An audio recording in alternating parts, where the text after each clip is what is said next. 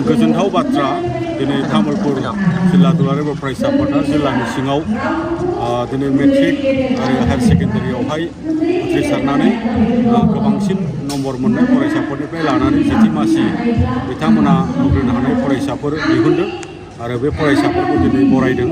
बेजोंनो लोगोसे higher secondary आनजादावबो बिथांमोना टप 10 मोननो हानायखौ बिथांमोना बरायदों आरो बेबायदिनो दिनै सुक्लाय जेनाखि जोंनि दख'रा दुलाराय फरायसा आफादाबो बे एखे हाबाफारिखौनो जे मेट्रिक आरो हायार सेकेन्डारियावहाय दख'रानि सिङाव टप 10 मोननो हानाय फरायसाफोरखौ बरायदों।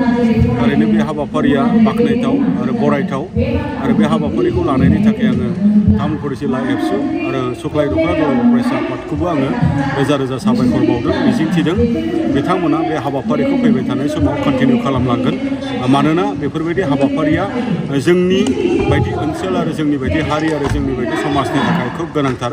मानोना दासिमबो जोंनियाव माने फेलनि अनजिमा गोबांथार, पासनि जिखिनि पार्सेन्टेज माने आप टु मार्क जोङो दिनैसिम माने नाजासेयावबो जोङो मोननो हायाखै।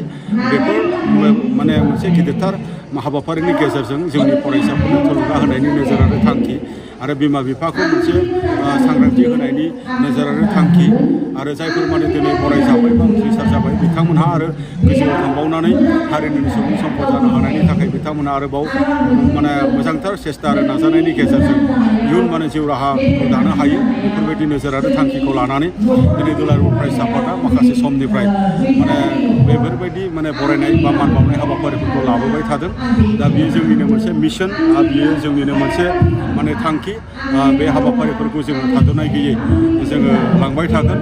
मानोना दिनै जोङो बुहुमाव बर' हारिखौ गेरेमसा हारि दानो थाखाय जोङो सिगांदों। जे सिमांखौ बड'फा उपेन्द्रनाथ ब्रह्मआ होलांबाय बेखौनो बास्तबआव मोगथां महर होनो थाखाय जोङो दिनै माने नाजाबाय थादों आरो बिनि बिबाना बयनिबो फरायसाफोरनि, बिमा बिफा, फोरोंगिरि आरो समाजनि हारिनि गासैबो माने व्यक्तिफोरनो। बेनि थाखाय जोंनि फारफ्रोमबो बिथिङाव सोलोंथाइनि मोनसे जावरिखांनाय, सोलोंथाइनि मोनसे रेभलिउसन आरो सोलोंथाइनि मुभमेन्ट बेखौ लाबोनांगौनि थाखायबो जों दुलाराय बर' फरायसा आफादा हाबाफारि हिसाबै जोङो खामानि मावदों। बेनि थाखायनो दिनै सोलोंथाइजों लोब्बा थानाय माखासे जेंनाफोर, बेफोर जेंनाफोरखौ समाधान खालामनांगौनि थाखाय जोंनि समाधानखौ जों खालामनो हानायखौ जों खालामनानै लानो थाखाय रायजो राजा, फरायसा, बिमा बिफाजों जोङो रायज्लायदों आरो फारसेथिं सरकारनि फारसेनिफ्राय जोंनि सोलोंथाइखौ थाद'नाय गैयै जौगानायाव जेबो हेम्पार खालामा जासे, स्पिड ब्रेकार जानानै जेबो हेंथा खालामा जासे थांबाय थानो हानायनि थाखाय सम सम नुजाबाय थानाय जेनाखि सरकारनि धोरोमनिफ्राय मावनो गोनां खामानि बा अबहेलाफोर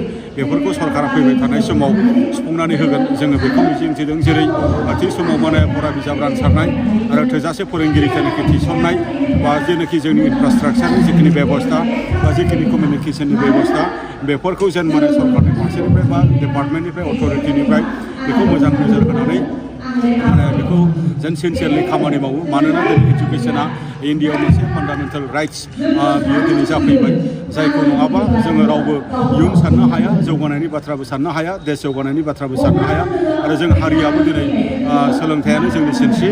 बे सोलोंथाइखौ बाद दोननानै जोङो हारिखौ दानो हाया, गेरेमसा हारिबो जोङो जानो हाया। बेनि थाखायनो सोलोंथाइखौ जोङो प्रायरिटि होनानै बर' हारि दानायनि बाथ्राखौहाय लानानै जोङो बेफोरबायदि हाबाफारिफोरखौ जोङो लाबाय थादों। बेनि थाखायनो आंबो बे हाबाफारियाव बाहागो लाफैदों आरो बेफोर बाथ्राफोरखौनो फरायसा, रायजो राजा, बिमा बिफाजों जोङो बेवहाय सावरायनाय जादों। जों नुनो मोनदों